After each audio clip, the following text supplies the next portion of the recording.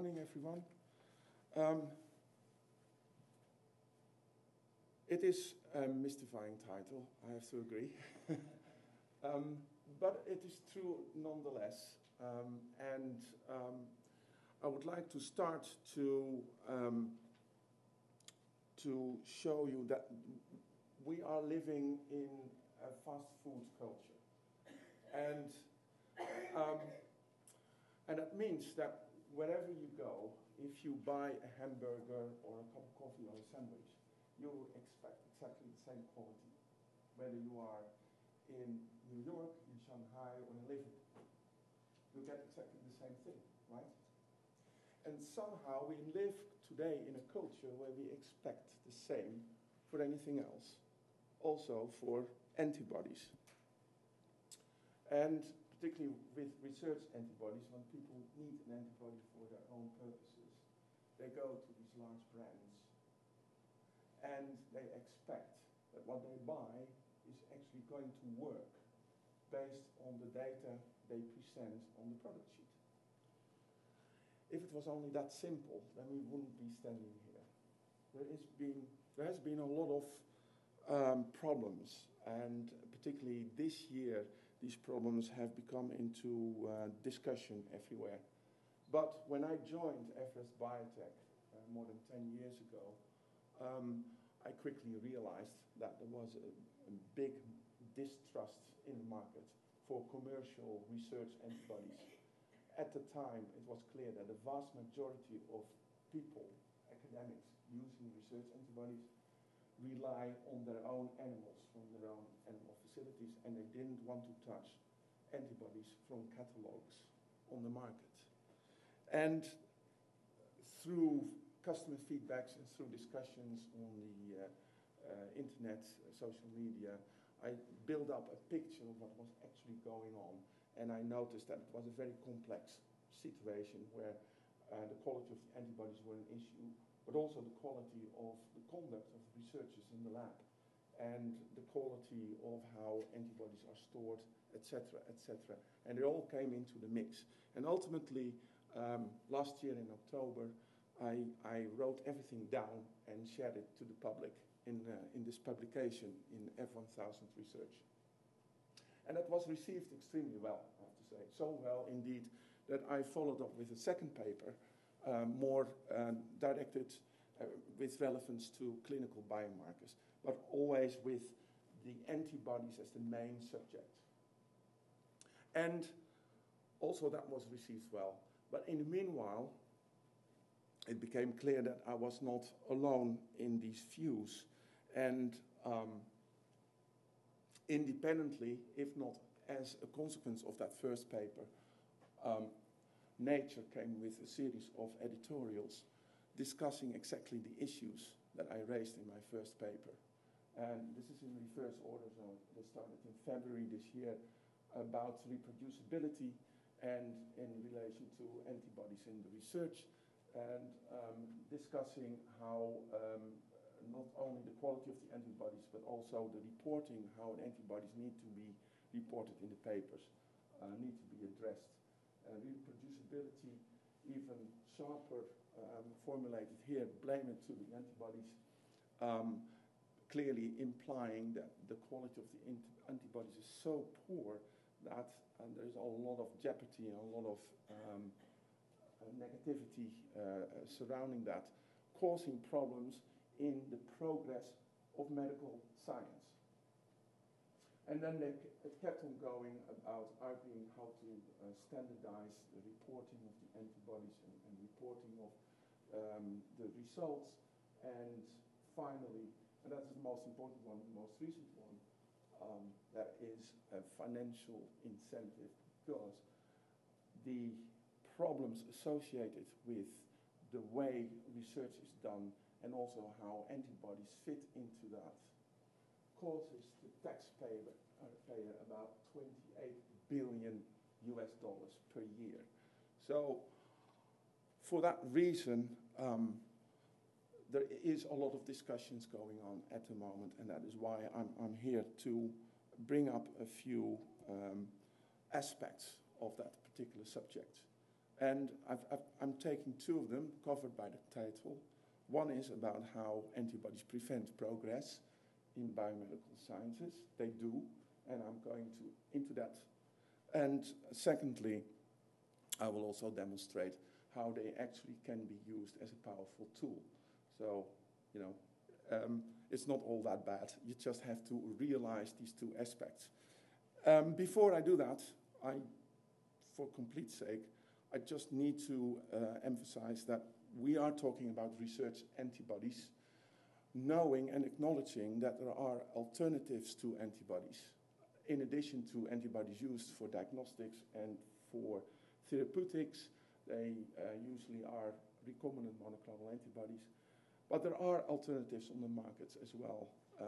There are affimers and antibodies, basically also based on panning phage display libraries where they clone the CDRs into another protein. Rather than an immunoglobulin, they clone it into something else. For example, a protein that elicit no immune response. That makes it ideal for in vivo applications. Or in another simple scaffold protein with a label on it, so it can be used for diagnostics, for example. And the advantage of these alternatives are that you can produce them in very large quantities at relatively low cost. Once you have selected for the right reagent, and that is the problem. It is very expensive to generate such product. And that also is true for aptamers, which are not proteins at all. These are oligonucleotides, chemically modified to make them stable. And they act also as if it was an antibody. They can be very specific to one particular protein, in a complex mixture or on a tissue. So you could use them for any immunological assay as an alternative to an antibody. But the same is true as for the affimers and also for the recombinant monoclonal antibodies. You need to screen them, you need to pen libraries, you have to find the right one with the right specificity and selectivity. And that is a very costly process. And for those reasons, we're not going to cover this today because they're not relevant for the day-to-day research in the lab, where people just need an antibody for one particular purpose. You buy it from the market and you make sure that what you buy is going to be fit for purpose. And that is where we start our talk. How to make sure that you buy the right antibody so that your progress is not negatively impaired. Well, that can be a problem. And when you're shopping around, there are a number of search engines available to you. The most important, or the biggest one, the best used is BioCompare, which pretty much exhaustively has all the antibodies that are on the market.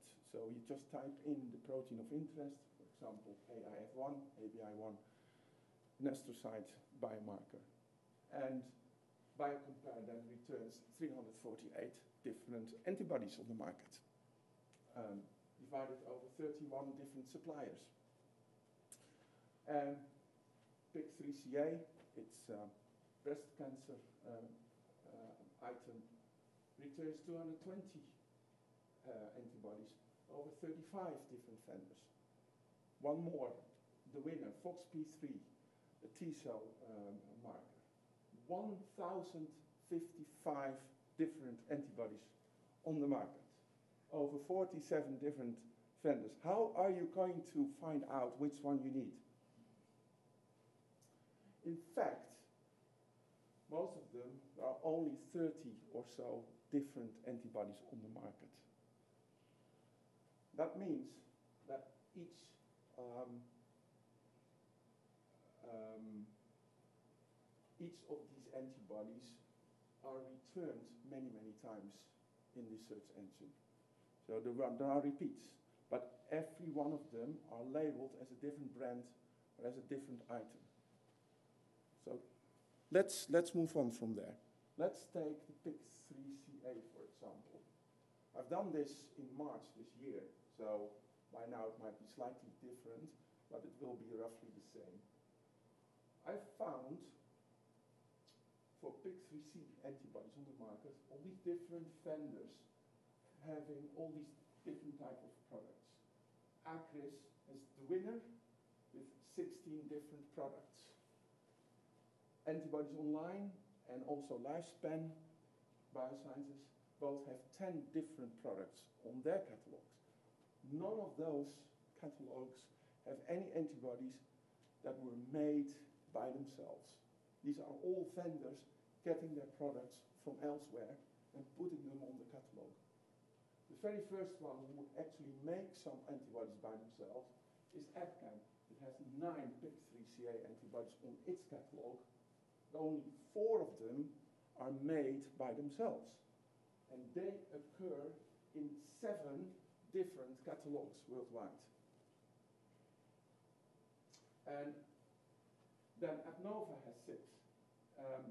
One of them is made by itself, but it occurs in 5 different catalogs. Then it becomes more interesting. Novus, with also 6 products on its catalog, 3 of them manufactured by themselves, occurring in 4 different catalogs, but 2 of them are unique.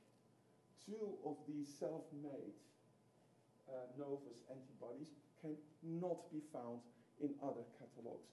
And that is an important observation, because that means that as a user, you want to make sure that you test those particular antibodies, because there are nowhere else to be found. If you don't buy it, you will miss out. You may miss out the most important antibody on the market that will work best in your particular platform. Okay, list goes on. Let's move on. For example, CST. I've got now. It has 3. Why did I forget what CST stands for? I forgot it now completely. It has 1 unique product, and 1 is manufactured by themselves. But it has, and then also Origin and Santa Cruz has 1 product on its catalog, and they are unique. And so you want to test those. But there's one standing out, that's Everest Biotech, this company I represent. It has 1 product on the catalog, but it's manufactured by Everest. Everest Biotech only has its own antibodies, doesn't take antibodies from elsewhere. This product occurs in 16 different catalogs. So even if you don't know Everest and you need a goat peptide antibody, you will find it in 16 different catalogs, so it's most likely you will find it anyway. And that is how we make our business work. Let's move on with another example. Here is the AIF1, the astrocyte microglial marker. When we look at the Acris catalog with the most different returns of antibodies, the largest catalog there is, basically, on the market. What we see here are 3 goat antibodies, 3 different ones, each coming from the same manufacturer. However, they occur 4 to 5 times in its catalog. And there's also another one, and there are others that are only once on the catalog, but I want to pay a little attention to an example of a mouse monoclonal antibody that occurs twice in this particular catalog, simply because there's no manufacturer. There are monoclonal antibodies out there that are not manufactured commercially. They are being licensed in from an academic group. And that group might license them out to different vendors. So what will happen is, because it occurred twice in this particular catalog, it means that it came from 2 different sources. Maybe one directly from the academic source and one from a catalog who also licenses in from that same source. That is what's happening. And this is not unique for Acris. All the others are doing it too. they are buying products from each other's catalogs and put them together. And that is how you get situations like this, that an antibody, a single antibody, can occur in many shapes and forms on different catalogs, but it is still the exact same antibody. And that is what we call the world of the OEM, originally standing for the original equipment manufacturer. But of course, that's not relevant for this sort of thing. But you see it also in insurance companies. You buy an insurance product from a vendor. You think it's theirs, but it's not. And only when you make a claim, turns out that it's coming from elsewhere. It's a very common feature, and it's also the case for the antibody trade. And it means one manufacturer with one product showing as different brands on the market. And this has consequences, because it means that the QC data that you see on the product sheet, they could come from the original manufacturer, but it could also come from customers, from the vendor that you buy it from. It could come from the QC department from that vendor. It could also come from another vendor that they bought it from, and that vendor bought it from the original source. And then, you could get different products on the same catalog with different QC data, seeming that they are different. And that is a relevant matter of concern, particularly when we are dealing with polyclonal antibodies, particularly polyclonal antibodies raised against entire proteins. Because what then happens is that one rabbit will make one antibody with specific characteristics. The rabbit dies, it's being replaced by another. Vendor 1 may change the QC data for the new rabbit, but vendor 2 doesn't, because vendor 2 bought it from vendor 3, who bought it from vendor 1, who bought it from the original source.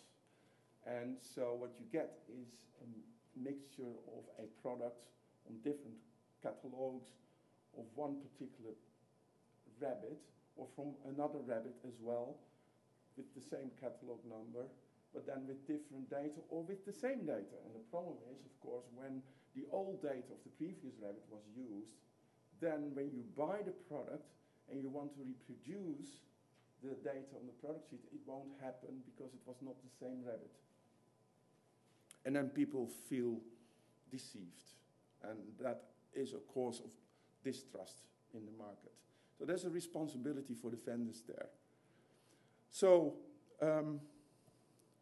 QC data can be coming from different animals. QC data can come from customers or from the QC department. All that makes the product seem different from the exact same product coming from a different catalog. And what I've just discovered, there's the rebranding where one catalog obtains the items from another rebranding catalog. So you get each product 3 to 5 times visible as if they were different products, and they're not. And this is a pain for the user, because if you need, say, 10 antibodies from the market in order to find out which one works best, and you are not aware of this, you run the risk of having 2 or 3 identical antibodies bought in without knowing it, because you thought they were all different, and they're not. Okay, so this is how progress in biomedical science can be prevented, because there are too many uncertainties and there are too many problems how to buy an antibody, not knowing how it works. In addition to the problems within the lab itself, a lot of misunderstanding on how to dilute an antibody, realizing that each species needs another secondary antibody. You will be surprised how often we get the question, the antibody doesn't work, why? Well, you used an anti-rabbit antibody as a secondary, and we sell only goat antibodies, so it doesn't work, does it? That way. So that sort of thing also play a role. But I'd like to move on now with a more positive twist to it, how we can use antibodies as a powerful tool. And for that, I just need to go back to basics for a second. Please bear with me. We all know about monoclonal antibodies and what they are. It's a single molecule, a single antibody binding to one particular part of the protein of interest, in contrast to a polyclonal antibody. But what lots of people don't realize is that we don't have only one type of polyclonal antibody. The ones that we all have in mind when we talk about polyclonal antibodies are these guys, raised against the entire protein. And yes, they are a mixture of all sorts of affinities and specificities. For each part of the protein that is antigenic, there will be an antibody binding to it with a certain strength. And the problem with that sort of product is indeed that the chances that a number of these molecules bind to a part of the protein sharing its sequence with a related protein is extremely high. And when a number of these antibodies bind to a part of the protein that is highly conserved and present in other related proteins as well, means that these antibodies will cross-react with the other related proteins, obviously. And if you run an assay where cross-reactivity is a major concern, then you want to stay away from this type of polyclonal antibodies. Don't ever use them. That, of course, is different when you take a polyclonal antibody raised against a fragment of a protein, a fragment that's unique, that doesn't share anything with other related proteins. If you use that as the antigen, then you get also a mixture of antibodies, but they're all unique, so there won't be any cross-reactivity, which is, of course, a lot better. It's still a polyclonal, and there's still a risk of running into variations from animal to animal, because one individual makes more of this and less of this, and the next animal makes more of this and less of this, and then the characteristics will be slightly different yet again because of the size of that fragment. That risk is running to a minimum when you make use of a small peptide, typically 10 to 15 amino acids long. That is small and large enough to get a high specificity, a high affinity, but in this case, it doesn't matter anymore if in one animal you get more of this and less of this, and in the next animal you get more of this and less of this, because the size of the peptide is so small that the mixture will always be the same, and it will approach the ideal situation of the monoclonal antibody, although it's still a polyclonal. But the advantage is you know upfront the sequence of this particular peptide. So you can double check yourself whether that sequence is fit for purpose to your end when you need it. Particularly when you cannot find a monoclonal antibody fit for purpose, this is the best alternative, a peptide-generated polyclonal antibody. And there are also lots of monoclonal antibodies on the market where the epitope is not known. You simply do not know what part of the protein of interest is involved in the binding of that monoclonal antibody. And I don't want to dismiss all of those because they have been used for decades and they have proven themselves pretty well. However, I want to close this presentation with this example, and it's not unique, trust me. These are diagnostic antibodies validated and tested long time ago, went through a very rigorous procedure before they were allowed even by the FDA to come onto the market as a diagnostic for HER2 breast cancer. 3 commercial products, antibodies against HER2 receptor.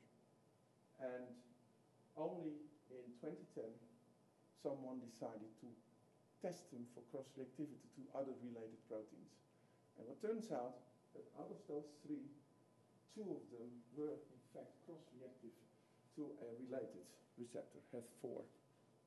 Now, the knowledge of breast cancer is not that far advanced to know, but you can imagine that when a patient has elevated HER4 levels and doesn't suffer from any type of cancer at all, that patient will turn out positive when these antibodies were used in the test and would be exposed to all the medical procedures in place, let alone the stress the patient will be exposed to having diagnosed breast cancer, while it wasn't, because it was a HER4 elevated and not HER2 elevated levels. You see, so not good at all. And this is all down to the fact that these monoclonal antibodies weren't fully characterized. One didn't know the epitope the antibody bound to. For me, that's a crime. Okay? So what I want to close is with the conclusion: stay away from antibodies that you do not know what it binds to. Use antibodies that you absolutely know what it does, so there's no confusion that where it binds to. You want to make use of antibodies that you're sure of there's no cross-reactivity with anything else. That is the definition of specificity and selectivity. And when we take that into regard and we understand how the market works, all of a sudden antibodies become an extremely useful and powerful tool for your research. And that is what I wanted to share.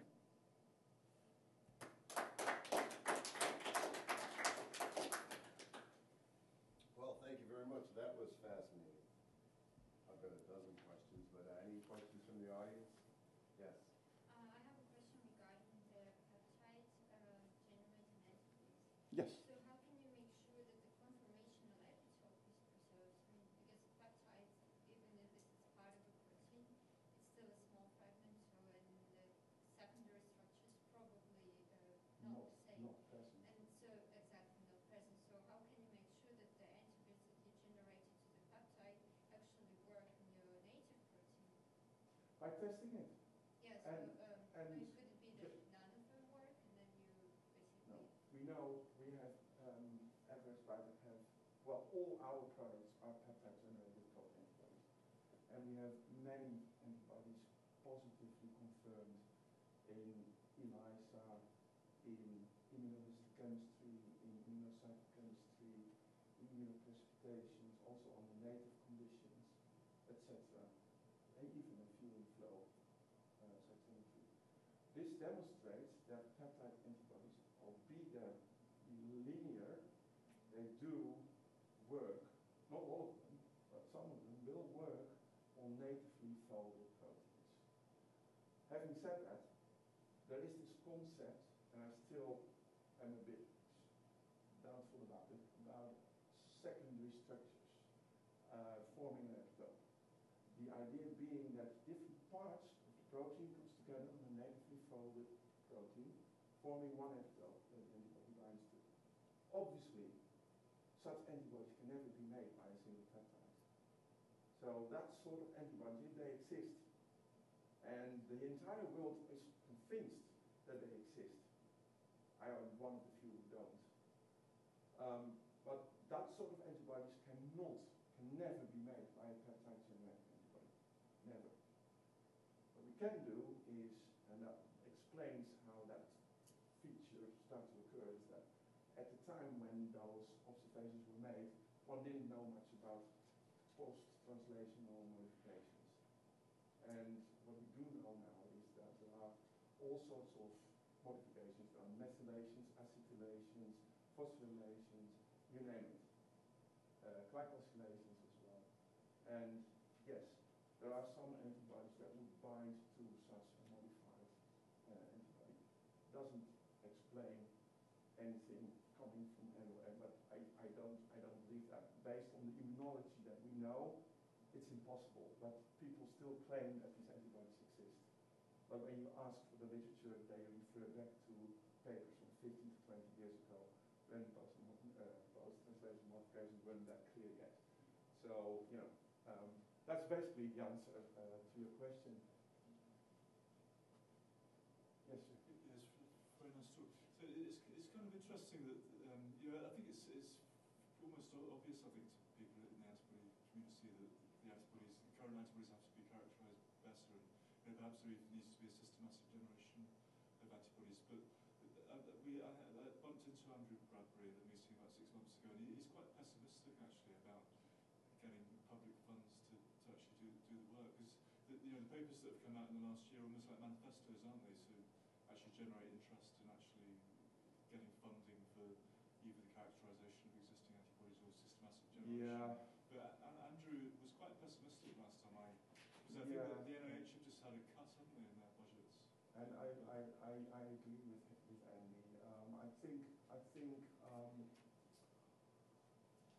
a national or international approach to start characterizing all antibodies is kind of pointless, because each individual researcher needs an antibody for their own particular case, and it will be different from the next one, different from the next one, this one, from this one.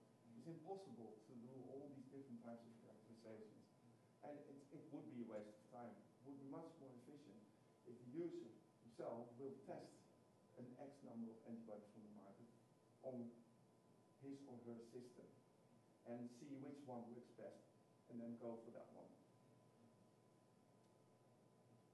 I'm going to jump in with a question here. Excuse me. Well, we will, but it's in this context. But wait, aren't there some particular standards we could begin to establish either through industry consortiums? It doesn't have to be a regulatory, but it could be some standards organization.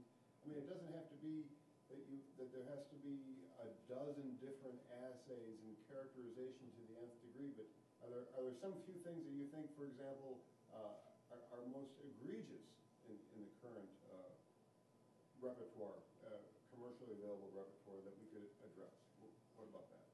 Yeah, well, like I said, the message that I want to bring across today is to avoid antibodies that you do not know the epitope of. So that would rule out all the polyclonal antibodies based against the entire protein or a large fragment thereof. You don't know what you're buying, basically, and it might still work in particular applications. And any researcher who needs an antibody just to double check something in a Western blot, that will be fine, no problem. But as soon as you need an antibody for the mid-long term, for all sorts of different things, or you need it for the long term and you need to have consistency throughout, then you simply cannot use that type of antibody. So that's one measure, and it's very hard to convince the world for that, because the vast majority of research antibodies are polyclonal antibodies raised against the entire protein. Go figures. Go start telling the world, don't use them anymore. I get all the traders on my roof. Well, maybe even then a nomenclature. We have monoclonal and polyclonal, yeah. But maybe we could develop a nomenclature so that when a company sells an antibody, it has a particular term, and you know then the degree of understanding and presentation that's available on what you're buying. Yeah, I agree, and we should head for that. In addition, to that is we need to introduce more consistency in the way researchers publish the antibodies that they use for their research. So with this nomenclature, that could be that would force someone to do so. But at the moment, it's still the case that an antibody is mentioned in a paper as being a rabbit antibody from ABCAM. Well, there are 5 or 6 rabbit antibodies in the ABCAM catalog. Which one is it? No one will be able to reproduce the data from the paper. That makes the paper entirely useless and worthless. And it should not even be accepted by the publisher. And so one of the measures is to force the publishers to reject any paper that doesn't report the antibody to the tiniest detail that they use. As soon as we do that, we already bring the entire quality of research up by an order of magnitude. So you could see ICH or someone establishing some nomenclature for the degree of characterization, and then even some type of registration number, a unique number registered somewhere. So that does exist. It does exist. There is already a platform where reagents can be deposited under a certain number. And then, of course, that would only work if all the authors of new papers start to use that same code. Or if And the then all the papers publishers insist. using that same code. But it's in very embryonic stage at the moment. Wow. It's been introduced only half a year ago. Amazing that, I didn't understand we're at this point. It's hard to believe. So there were some other questions. Yeah. Yes. I wonder how you actually encounter this complex network of vendor, brand, and unique antibody. So is it just by looking at the catalog, or how did you do it? I have to admit, it took me about a month to generate those data, those 3 tables, that slide, in order to do that. Because the difficulty is, you have to go to the individual product sheets and look for the clues that come back on the other product sheets. And particularly when it comes to our products, it's easy. You just look at the sequence of the peptides, immunizing peptides. If you see that back every time again, you know it's the same So product. it's really kind of puzzling it together, right? It is puzzling it's by together, similarity and some information and similarity of information that you kind of narrow it down and finally nail it down. We use standard format sentences for describing the antibody and standard format sentences about how it has been generated. These are usually copied and pasted by the other vendors, so that also gives it away. But the QC data can be quite different because one vendor will remove the original data and replace it by their own, and then it looks different. So you have to look into the details of the text to find the commonalities. And then if you have a set of different products and you see, oh, they are all the exact same antibody, then you still wouldn't know who was the manufacturer. But come to me and I will be able to sort it out because I'm in the middle of that world, so I will be most likely able to find out. But yeah, that is the biggest challenge. In support of your description of your detective work to discover this, having worked for a few large vendors of materials for biological manufacturing, I can tell you the same problem exists in validating and establishing raw materials for what we make at our materials. Like we make cell culture media that's used in manufacturing of biopharmaceuticals. Yes. And our acquiring raw materials, we have the same types of problems where sometimes a distributor even will not reveal the vendor, but will provide information. And sometimes we can tease together, the values from one to another. We can find out the origin. The same type of problem. But our problem is being worked on currently by ICH, defining, for example, there's a new category of materials, ancillary materials for cell therapy uses, because it's in between a raw material and an excipient. It's kind of a quasi-excipient. And then there's a consortium, something 360, that is now beginning to work on pharmaceutical raw materials. Can't remember the name, but so it's going on now in pharmaceutical and biopharmaceutical raw materials, but it certainly has to now go on in antibodies. One thing that just popped into my mind is the formulation. You can have one antibody, particularly when it is a monoclonal antibody, you can have them in different formulations. And they will use the same clone number, but it could come as a culture supernatant. It could be as a acidic fluid, but it could also be purified from an acidic fluid, or it could be purified from the culture supernatant, from the hibridoma. So you got 4 different formulations. Go figure which one you're using. But and that will all have profound effects on the way they perform in your assay. Oh, absolutely. Yeah, we can all imagine that. Yes, I'm taking too long. Pardon? I'm sorry. You announced it. Oh, the group photo when? When is it? Right now? Right? There is a break after group photo. are we gonna have a group photo now? Yes. Apparently, we're gonna have a group photo right now, so because